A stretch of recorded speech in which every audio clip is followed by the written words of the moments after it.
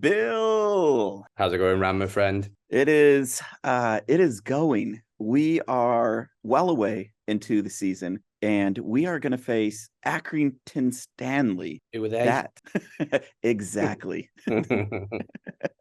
Well played, well played. For all of those people out there that this is your first time jumping in, that is Bill Long. I am Rand Long, and this is Teach Me How to Wrexham.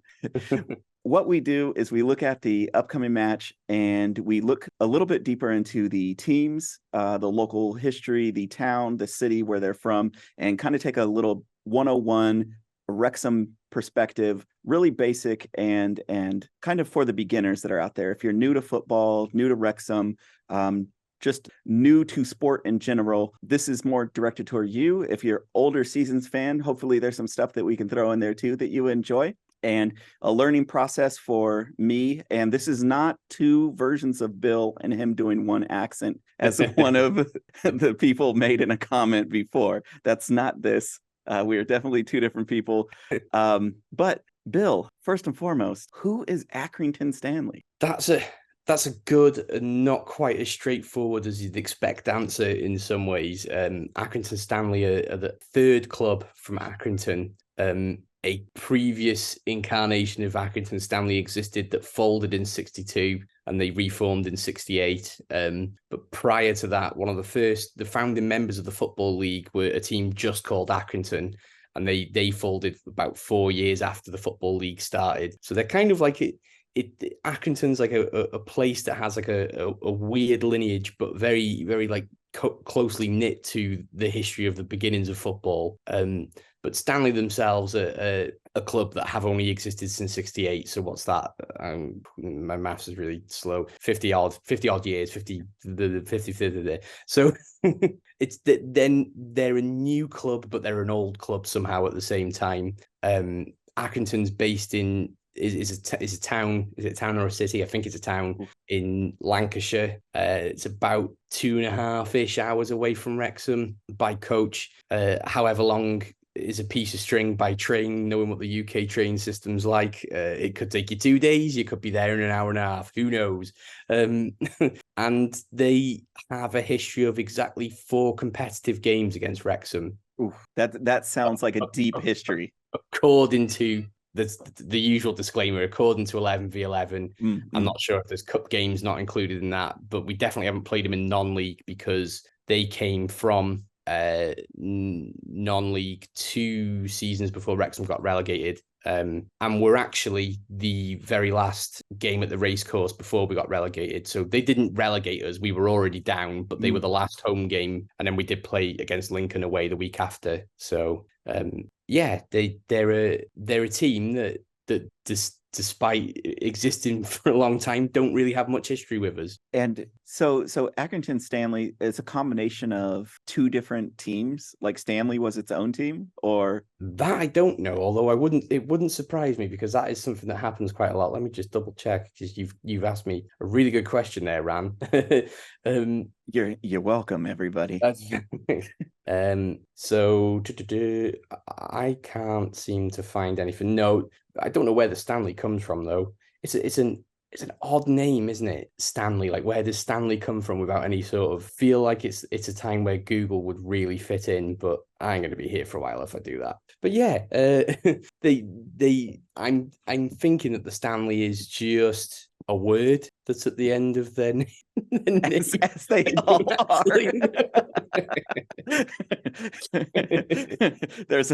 It's Accrington, of course, named after the town, but Stanley, he must have been a very popular bloke. Yeah, just a bloke about town. Well, we have to name it a new name since it's already re-phoenixed once, so we need to do it again. That's going to bother me. That's like, when we were on Dragonheart and we kind of talked about how you teach me things sometimes like this. It's like a typical part of like British football culture that teams will just have weird names on the end of their name. And it's like, you just kind of accept that it exists.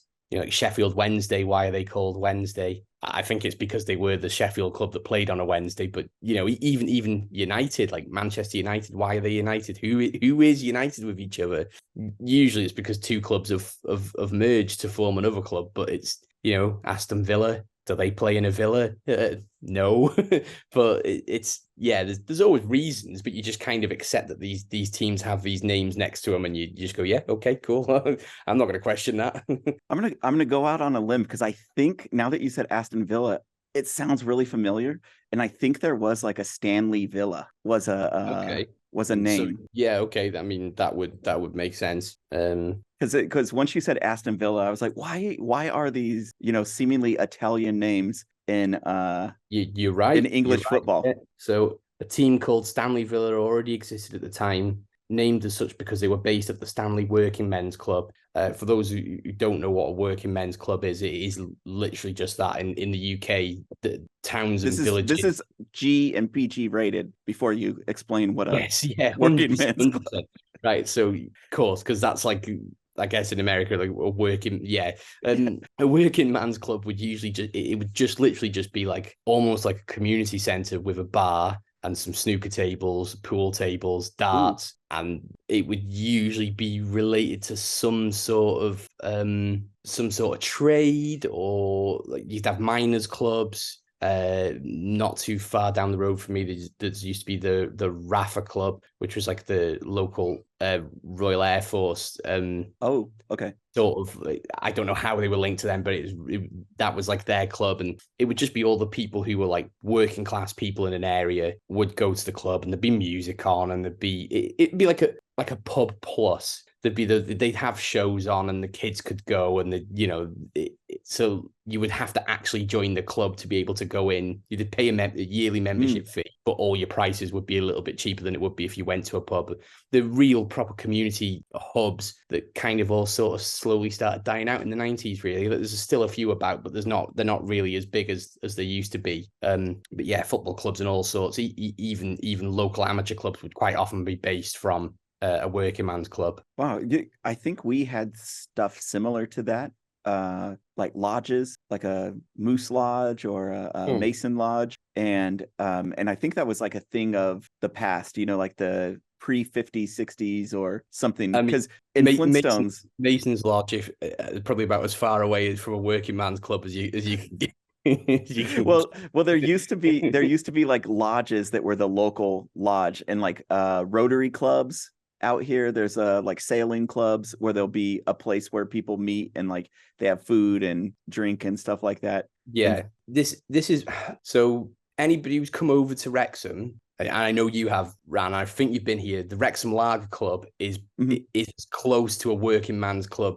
I don't know whether you'd consider that a working man's club because it was for the brewery, but yeah, I suppose it was. Actually, it was the brewery's club that people who worked in the brewery would go there after work. So that's like a working man's club. Anybody who's international who hasn't been to Wrexham, if you've ever watched the British comedy show Phoenix Nights, that is a working man's club. And if you haven't seen it, you should watch it because it's hilarious. Oh, is it good? I haven't seen it. No, whether the humor would fly over some people's heads, I don't know, because it's very, very British. But that's it. Hey, that's a lot of us like that. We like that. Of course. Yeah, I suppose the demographic of people who are listening to this are already pretty sold on Britishness, aren't they? Yeah. Well, and Phoenix is like a common last name in Wales, or because there's somebody with the last name of Phoenix, and they're like, yeah, you actually have a Welsh name of Phoenix. So I don't know. I don't know how common it is, but I used to know someone called Luke Phoenix, but he's the only person that I know that Luke's surname was Phoenix. so might well be, yeah.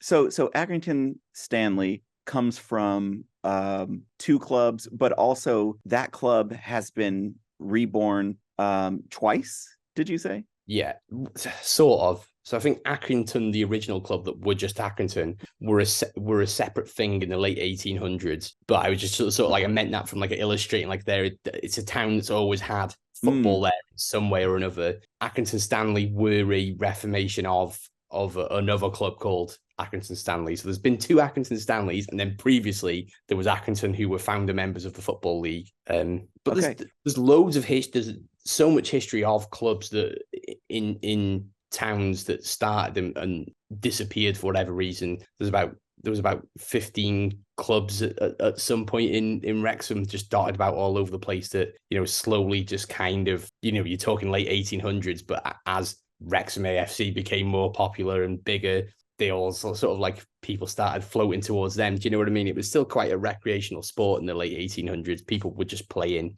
and then, bigger clubs started to form eventually. Yeah, I was watching something and it was like the history of football. And I was surprised to hear that the rules and the like specifically 11 people, the rules of having a goalkeeper, all of that wasn't settled until like the late 1800s. That even at the beginning, that there were things that were multiple different teams that were playing where you could use your hands, and it was more rugby style, and that there was those different conferences, and that the English FA, I think, was originally 10 teams, and they made like a decision of, this is football we're going to play, and the English FA is our feet and that we're using. Accrington were one of those clubs as well. Was it?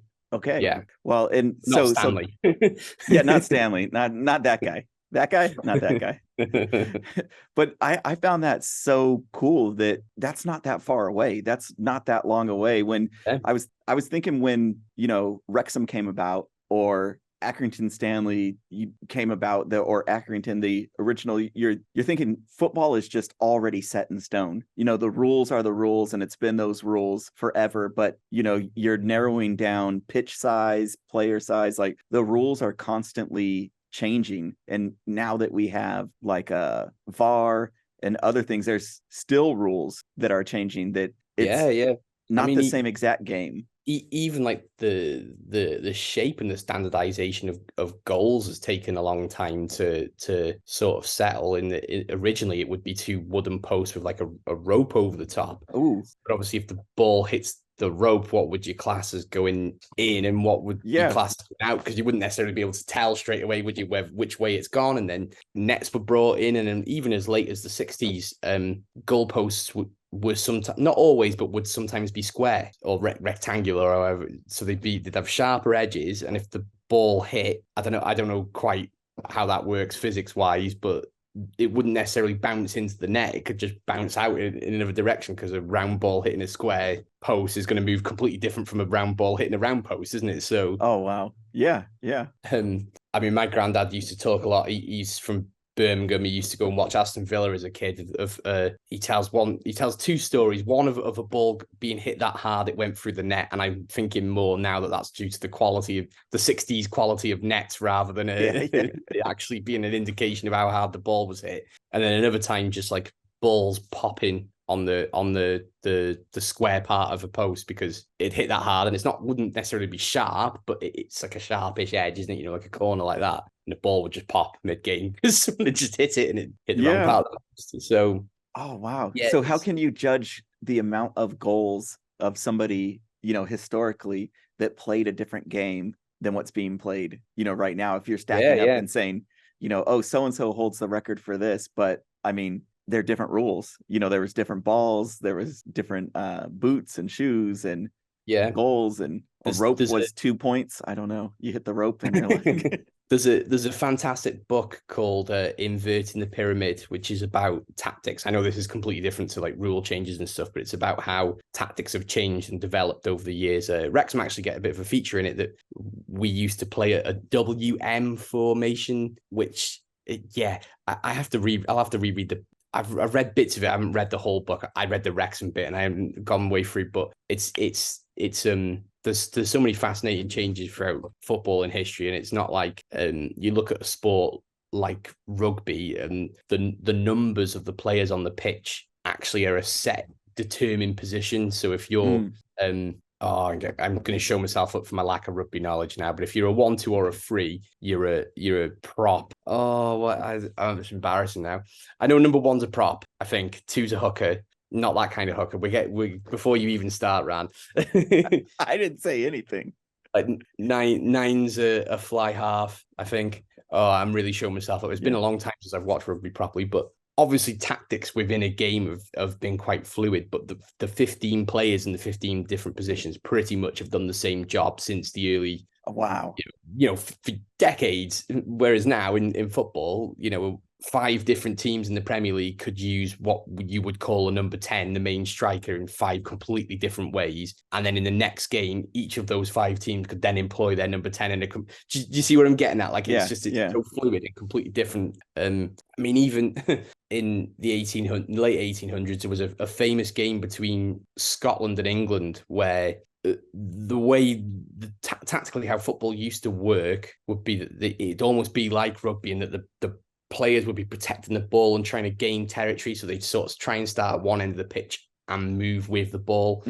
And Scotland were like the first team to, it sounds ridiculous, but to actually like pass and move. So they'd pass the ball to somebody else and then move into space, and then the ball would be passed to them, and then they'd move into space, and so on and so forth. And it was like famous for Scotland like absolutely battering England because they made this new tactic, which is just how everybody plays football now. But back then it was like pass and move was completely unheard of. Wow. And the guy that pitched it, he's sitting there and he's like, all right, so I got this idea. Yeah, the thing is, it's probably exactly like that, wasn't it? He's like, you madman, you can't do that. You're going to move over there, and then how do I get the ball? I'll pass it to you. Yo, what? You're out of your mind. Yeah, pretty much. but going back to Accrington anyway, we're getting a little... Yeah. Well, but they were there in the formation, the start of it. But yeah, the version of a team from that town. Yeah. Yes. Yeah. So when they first came up in 2006, we sort of alluded to it at the beginning of the video. They were like known as a non-league team, and there's that famous milk advert which had Ian Rush in, who's a Welsh legend. He's from Northeast Wales as well, and the whole Accrington Stanley, who were they exactly, is like the whole thing. Got any lemonade? If you want.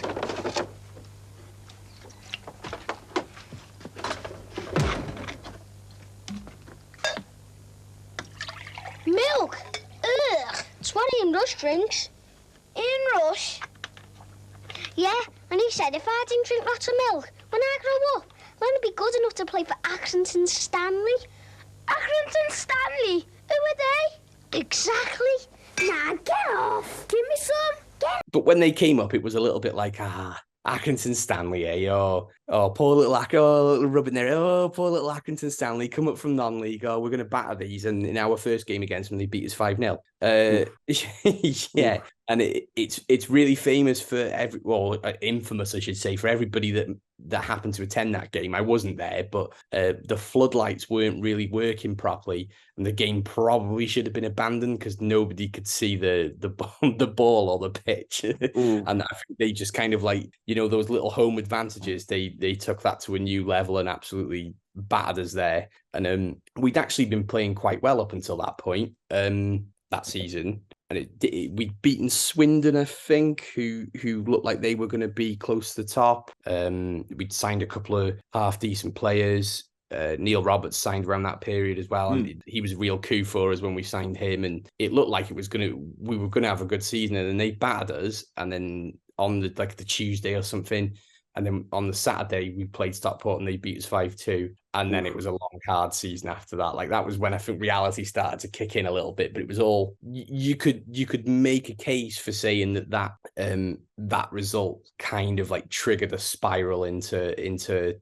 2 years of us not doing very well, and then eventually making our way to non-league. And it's funny that how much of a difference the butterfly effect of one game can have, because that team weren't a bad side, and we had Dennis Smith as manager, and he was a good manager, but you have one result like that can completely knock the stuffing out of your team, and then the next thing you're 3 or 4 games down the road and you've lost them all, and suddenly you're playing catch up with everybody else, and it can really be a turn for the worse. So yeah, they got a lot to answer for, Accrington. I wouldn't mind just doing a number on them. Yeah, well, and they're doing okay this season, so it's not a match where what we were thinking about with this last one with Gillingham, that should have been a win just based on everything. They actually have a manager that they've had the whole season, so that kind of does change some things. As far as like rivalries or how we feel about Accrington Stanley are,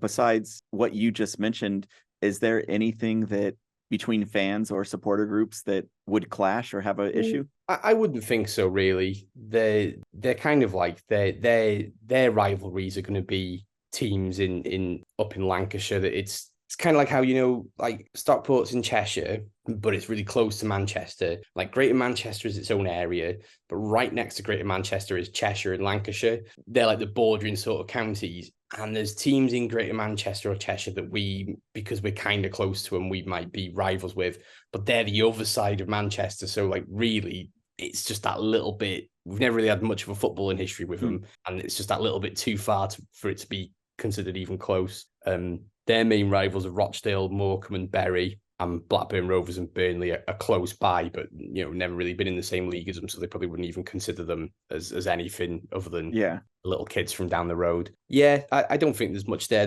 That their chairman has a lot to say about Wrexham, though. Really? Bloke named Andy Holt, yeah. He's actually quite famous in the sense that he posts a lot on Twitter, and a lot of what he says in the past has made sense. He'll go after the prices in the Premier League and say they're not that good, and talk about certain issues to do with football. And generally, he's usually like on the side of like working class people, etc. Okay. He's taken it over the last couple of years. He's taken a real shine, shall we say, to Wrexham. And he's quite often critical of the fact that we spend money, making comments about how they can't compete with our wages and stuff like that. So I don't know whether that's a bit of jealousy, or maybe the tone of what he's trying to say is lost on the internet, or what the situation is there. But there's a few times he's piped up. Wow. So is he saying, and I never thought about this before, and maybe I'm saying this wrong, but like a per capita, like dollar spent per like skill or talent level of your team, that it's like pound for pound, this is the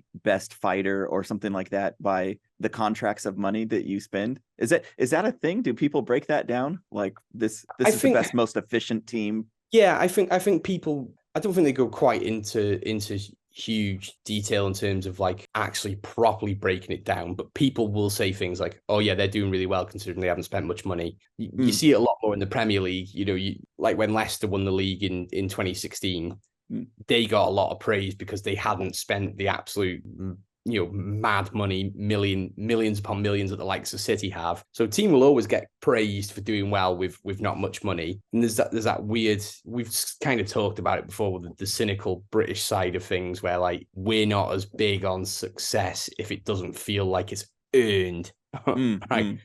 Between me and you, we know it's ridiculous. Like Phil Parkinson, doesn't matter that he spent lots of money. He's earned every single bit of success from being a good manager. Same for the players as well. Granted, there's a little bit of an asterisk in like, okay, maybe we wouldn't have got promoted without the money. I think that's pretty fair to say. But the person who's got the money has still got to do something with it. So it's kind of like a sort of a weird ground.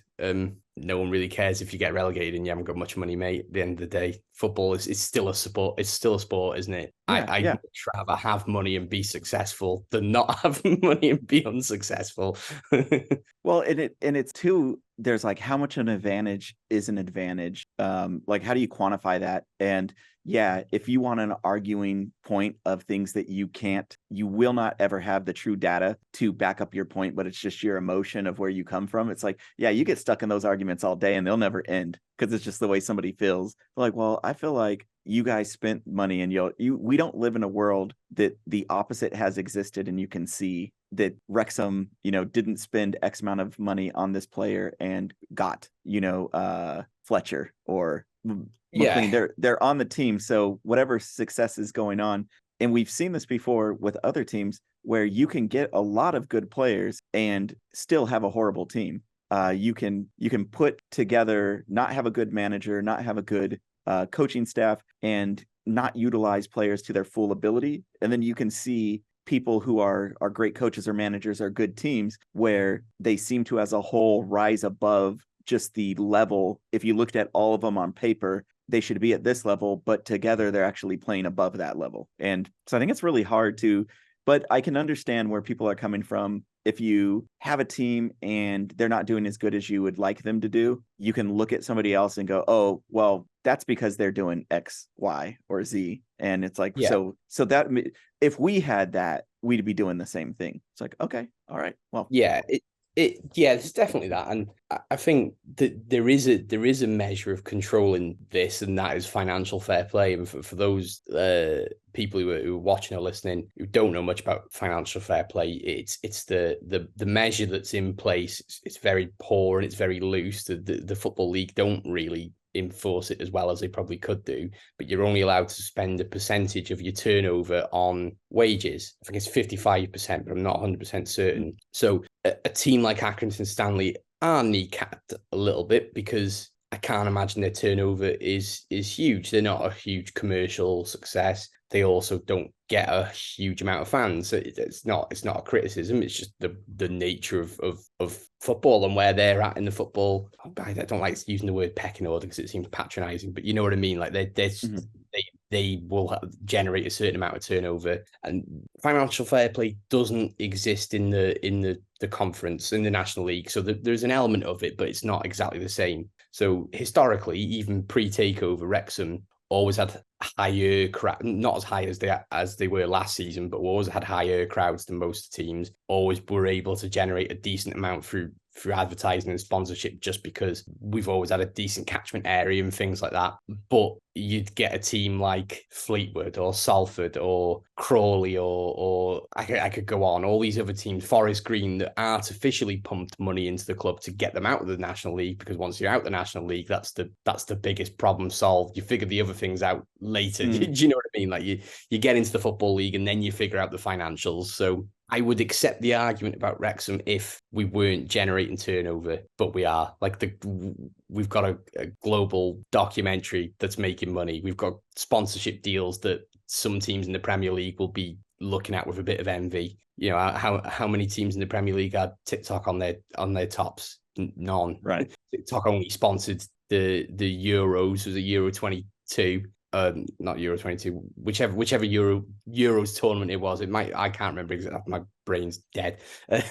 But you know, TikTok didn't sponsor many, and yes, okay, it's because Rob and Ryan, blah blah blah. But whichever way you look at it, we're still generating turnover. So the wages that we spend, yes, it might be more than anybody else in the league, but we're still playing to the rules that everyone else is. It's just that we happen to be generating more money than anyone else. So it's kind of like, I just see it as fair game, to be honest, mate. No, I agree. You're preaching to the choir over here. I already have been drinking the Wrexham Kool-Aid for a while. So all I do is have these Wrexham goggles on, and anybody that says anything bad about Wrexham, I have about 4 excuses ready at all times, if they're accurate or not. They're like, you guys spend so much money. What are you talking about? I'm poor.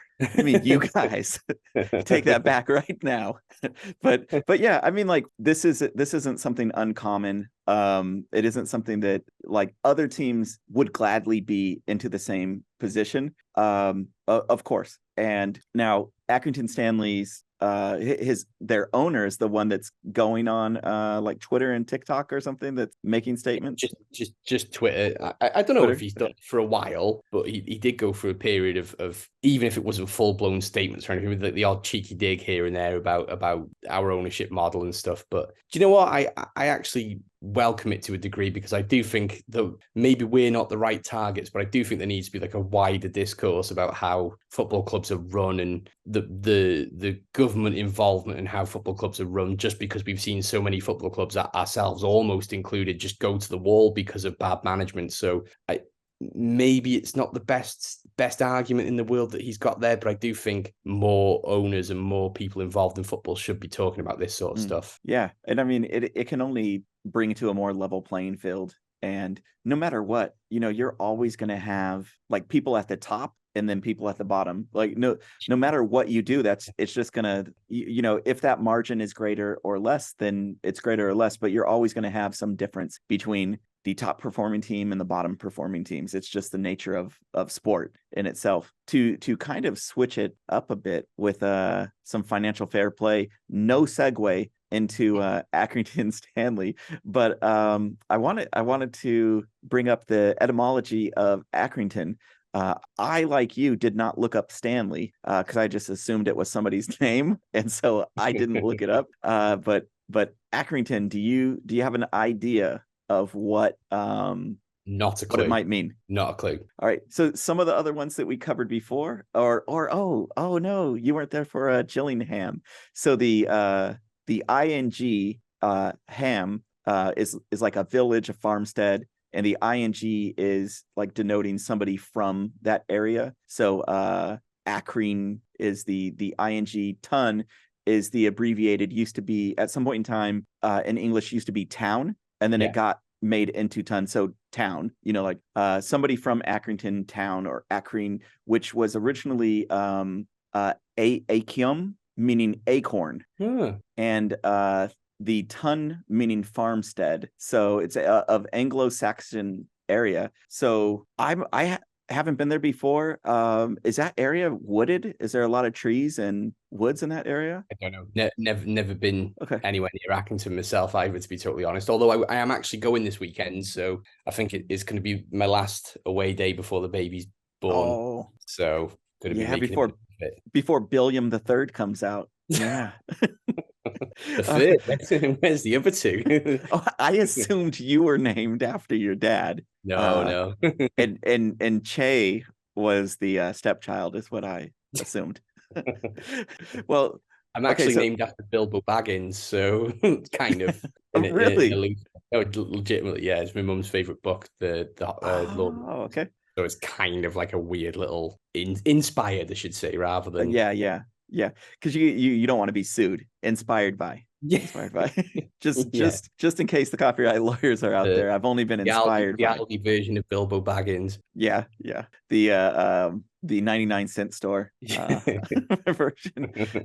Well, the segue from the trees and the acorns was going into the crest and badge, and the crest and badge. Do you have that pulled up for you? I certainly do. Okay. I mean, that could literally be anything. Is it just the town crest, or is it something that is there a bit more to it? Yeah, there's a little bit more to it. There it is the same coat of arms from 1897 town crest, but there are some hints inside there to the area, like the industry that we've talked about before. When I saw this, it kind of didn't make complete sense, but I guess if you worked back in the late 1800s, this kind of stuff made sense, or prior to it.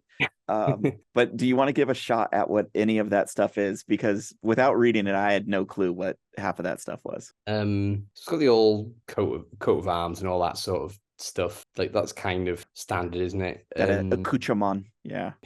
The lion is usually like, I don't know, that's just kind of associated with a lot of things, isn't it? Lions. I'm kind of, I don't know what the relevance is there, but I'm imagining the stag is because of it being near forests, woods. Maybe just a guess. I haven't got a clue what that thing in the middle is. And then at the bottom, is that something to do with mills? Because I know there's a lot of like clothing mills around there. Ooh. Lancashire in general. Okay, that's pretty good. So don't say that. No, that's actually, you're hinting right to the right area. So right at the top, if you look at those leaves, those are oak. So to the acorn, where the acorn comes from. Yeah. From the woods. That lion is from the De Lacy family, and then the stag is from the Hargraves family of Broad Oak, which were closely connected to local industries. And in the middle is a cylinder for cotton spinning. Right. Yep. And then now you say that. So when you said, clothing and clothing industry, the cotton, and then that those two cylinders with it says calico, kind of looks like spades that are coming out of there, are from printing on cotton. So that was a method of printing on cotton. And so saying that there was clothing and clothing manufacturing around there, completely. The cotton industry. So it's a slightly educated guess, because I went to an old cotton mill factory in Lancashire. I can't remember where in Lancashire, last year on a school trip. And like Manchester, because all of that sort of feeds in from Manchester. It was the industrial revolution hub in England for the cotton trade and cotton mills and stuff. So it was as much an educated guess as it was a complete guess. Do you know what I mean? Like, I just got lucky. No, you nailed it. And you said that the lion, some type of like family, royalty. Yeah. Yeah. I'll take So that. I think that's about as good. That's way better, I think, than I would have done, because like looking at that, I would have never got like clothing or anything remotely to cotton out of that. I'm like, what is I still have no idea. I'd have to look at what those printing cylinders are, and I guess calico was a type of printing cylinder or something. Yeah, not a clue. Yeah. Which calico sounds more Latin based, more Italian. And so I'm gonna have to look up like, where do these names come from? Like Ashton Villa, Stanley Villa. Where does this villa, come from? Because that doesn't seem like a Germanic based like Old English or Anglo-Saxon type of. I think, but it could be wrong. The villa is literally just from like a villa, like a big house of some sort. I think we've just called them villas over here as well, but I don't quote me 100% on that one. Yeah. I'll look it up for next time, because that definitely, and for anybody that's still on right now with us, at the beginning when I said Stanley Villa, this wasn't a setup. Bill mentioning Aston Villa, that was just random happenstance that he said that, and then that triggered something from some video that I was watching before I fell asleep at some point in time. Just to make sure to the listeners, this is one of the least prepared shows you will ever listen or watch. So, at least from my behalf, anyway. There's barely any coordination beforehand. We just go, don't we, Ran? we actually start off thinking we're talking about a different team for half of it, and then slowly wind down into who it is we're really talking about. Well, that being said, we're looking at coming to Saturday. You're going to the match. It's an away match, and this will be your first time going to Accrington. So I always like going to a new ground. I'm quite looking forward to it. Well, and I think it was a small amount of away tickets that were provided. So something small like $4.50, or just a. Was that all it was? Oh, yeah. I think so. I think it was a small amount of. It didn't for once it didn't sell that quick, but I think we've had quite a lot of away games in quite close proximity to each other. So I think it was just one of those that people have like prioritized over games, and it might have just kind of flown under the radar, really. But well, then I might be wrong. It might not have been this one. It might have been another match. No, it's possible. They've only got 5,500-ish in the ground, so it wouldn't surprise me if the allocation wasn't huge. Yeah, this is a small. It's one of those like small terraced ones, right? Like it's just kind of like AFC Wimbledon is more of like a modern version of Plough Lane, where it's quite similar to that. Yeah, and so they only sit 5,000. Is that seated, or is there some standing sections in there?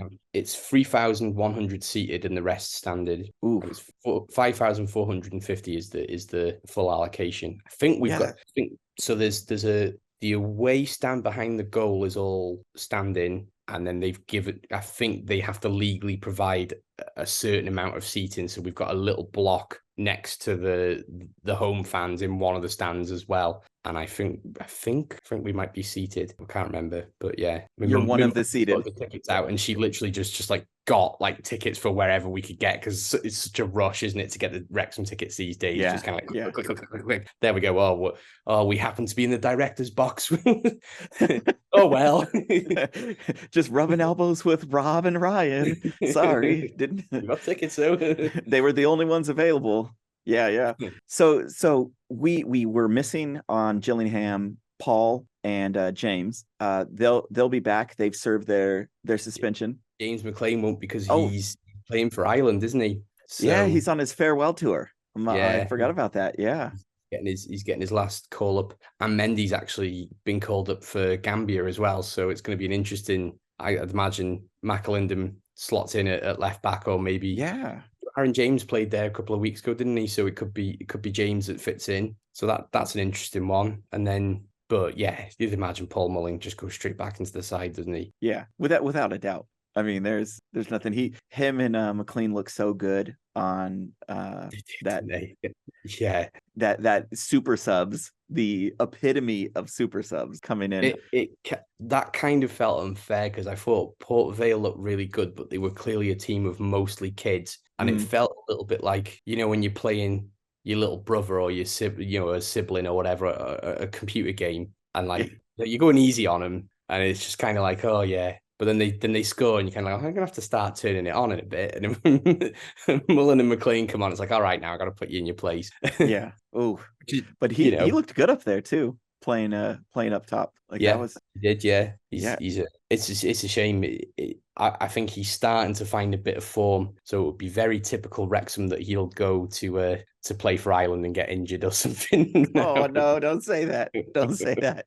Touch No. wood.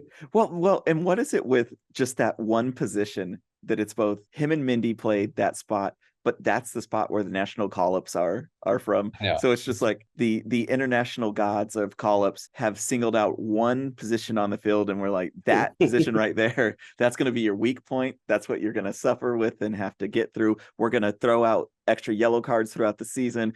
You guys are going to have to figure it out. You'll have to figure it out. Yeah. It's just kind of crazy, isn't it? That, as much as I really like both those players, like they're not even our best players, and they're the two that get an international call-ups. Yeah.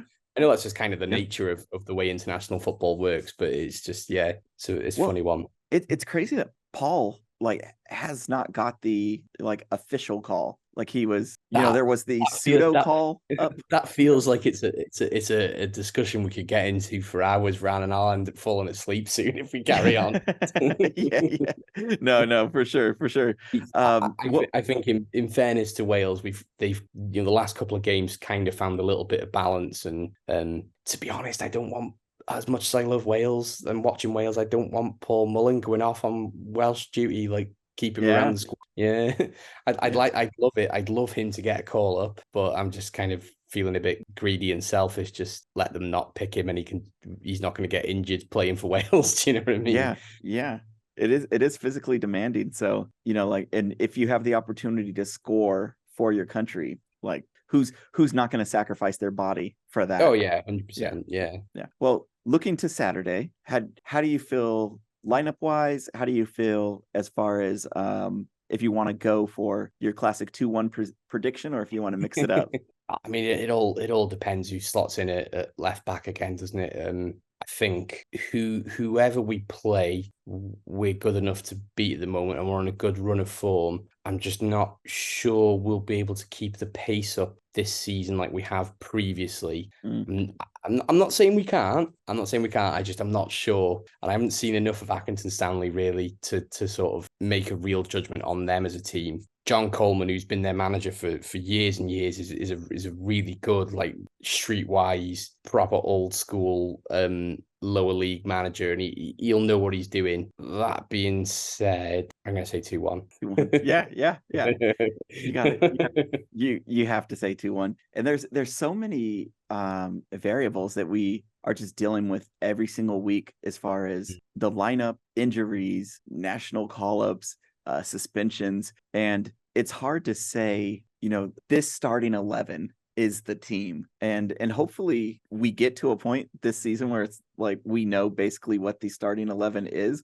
Or is that like a secret to our success that teams are going to have a hard time nailing it down because they're not going to know who exactly they're going to have to plan and prepare for? Yeah, it's a good question. I think it's being able to keep the other team guessing is a bonus, as long as it suits us. Yeah. So when those players that can't play it's like this weekend, let's be realistic, it's going to be a detriment to not have either of our first two choice left wing backs. That's not necessarily a problem you want to have. But, when you've got a team not knowing whether it's Dalby or Palmer that's going to start, that's really positive. It's a good problem to have. So I think we should be all right. They lost their last three games, if you include the FA Cup. They draw that FA Cup match, or I don't know, but they're not on the greatest run of form. We're picking up form. What do you think? I've been wrong every time.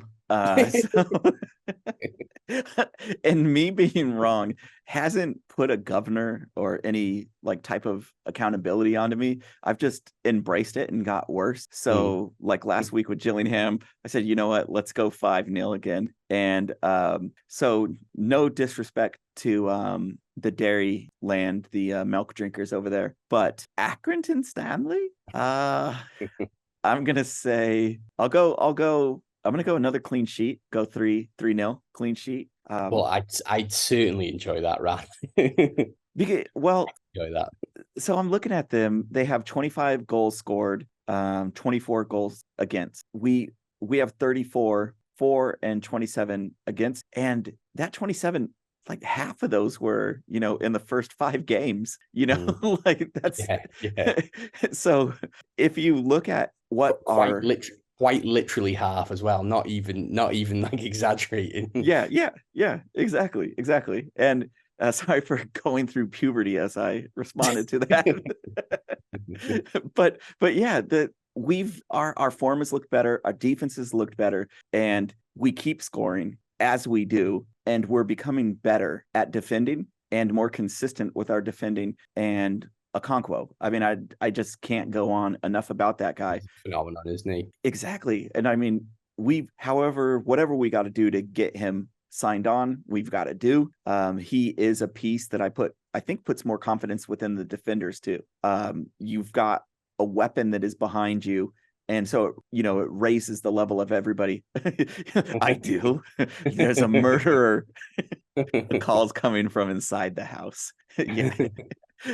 but yeah, definitely. I think the way that we've been going, clean sheets aren't out of the question, and Accrington Stanley, they can score, but this is a good time where we're at, and it's a good time to see the possibilities of what kind of things can we make consistent now, and not just like a fluke win or a fluke blowout. It's here, we've done this consistently. We've had clean sheets, we've had low scoring games, we've put up an average of 2.3 goals per game or whatever. I made that up, but I don't know what it is per game, but to just see that consistency. So I'm going to go 3-0 with hoping for that clean sheet, keep on moving forward. That'll be, I think, Arthur's 5th clean sheet.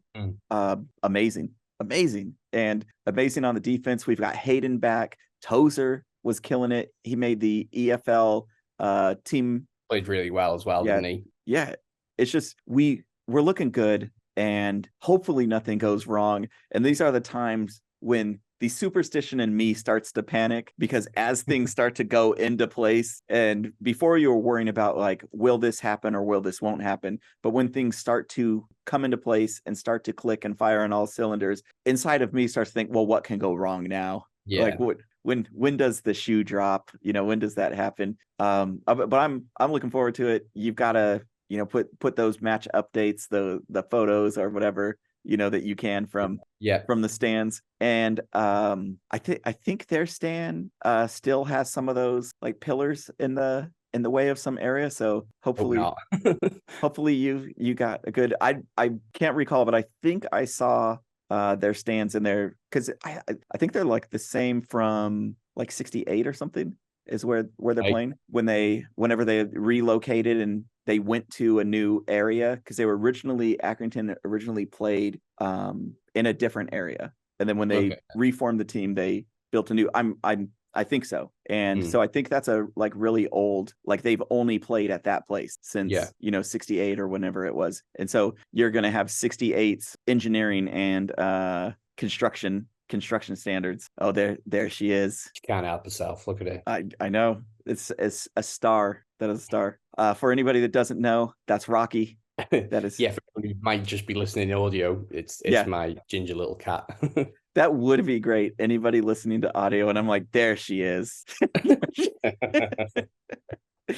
But yeah, Bill, I'm looking forward to it. Feel good about the weekend, and let's go. You got anything else? Nope. That's me. I'll can't wait to tell you all about all the things I've forgotten because I've had too many beers. Yes. Los Gates. Let's go. Well, talk to you soon. Everybody, thanks for tuning in.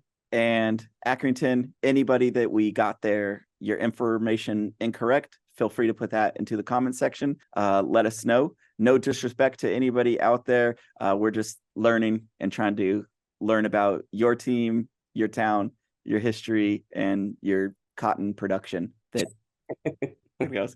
Well, thank you. And Rocky, until next time. Bill, until next time. Up the town.